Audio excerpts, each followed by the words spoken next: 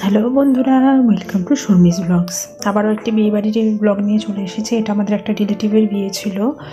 তো সেখানে বিয়ে বলতে বৌভাতের অনুষ্ঠানে গিয়েছিলাম আমরা রানাঘাটে। অনেকটাই দূর, মেয়েকে নিয়ে আমি মা বাবা গেছিলাম। এই যে আমার এক বৌদি কোলে ফটো তুলেছেও। আর এখানে তান্দুরি হচ্ছিল, তো সেটার ভিডিও করেছি। আমার দাদার ক্যাটারিংয়ের ইয়ে ছিল, তো ওর জন্য ভিডিও করছিলাম আমি গিয়ে। তো তান্দুরগুলো খেতে ভালোই ছিল, ফুচকা ছিল, জিলেপি ছিল। তো যাই হোক, ভিডিও করা হয়নি সেভাবে।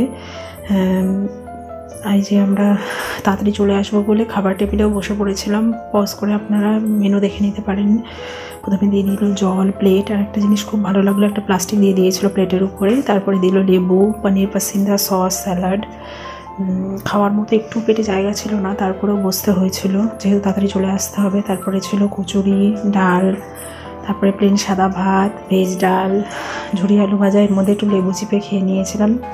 তারপরে ছিল কাতলা মাছের সর্ষে বাটা দিয়ে, ওটাও খেলাম। খেয়ে মাটন আর পোলাও ছিল, ওটা আর নিইনি আমি। তারপরে আমি প্লেন সাদা ভাত দিয়েই মাটন দিয়ে খেয়েছিলাম, কারণ পোলাওটা দিয়ে ঠিক খেতে ইচ্ছা হচ্ছিল না। সেই কারণে, যদিও একদমই খাবার মুড ছিল না, তারপরেও বসতে হয়েছিল। তো তারপরে শেষের দিকে তো মিষ্টি কিছুই খাইনি আমি। মিষ্টি ছিল, আইসক্রিম ছিল, পান, কোনোটাই খাইনি, যেহেতু ইচ্ছা হচ্ছিল না। তাড়াতাড়ি খাওয়ার অভ্যাসও নেই, সেই জন্য।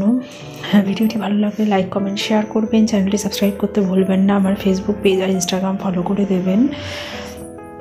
আবার অন্য কোনো দিন অন্য কোনো ভিডিও নিয়ে চলে আসব। সবাই আমাকে এগিয়ে যেতে সাহায্য করবেন। সবাই ভালো থাকবেন।